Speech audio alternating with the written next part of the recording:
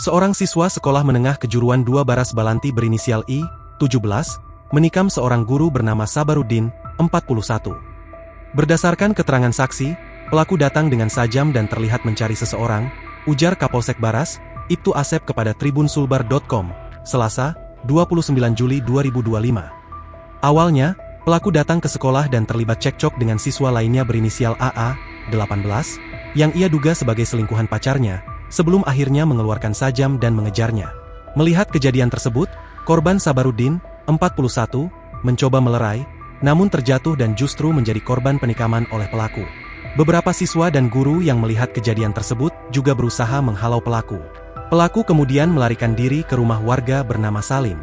Dari peristiwa tersebut, polisi langsung mencari pelaku dan mengamankannya. Dari hasil penyelidikan awal, pelaku diduga dalam pengaruh minuman keras yang dibelinya di wilayah SP1 sebelum kejadian. Motif sementara dari kejadian ini, pelaku datang ke sekolah tersebut untuk mencari kekasihnya berinisial D, karena mencurigai adanya perselingkuhan. Terkini, kondisi korban dilaporkan sudah membaik meski mengalami luka pada bagian jari dan lengan.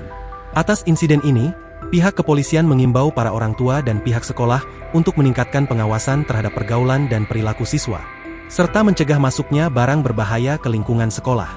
Download Tribun X sekarang, menghadirkan lokal menjadi Indonesia.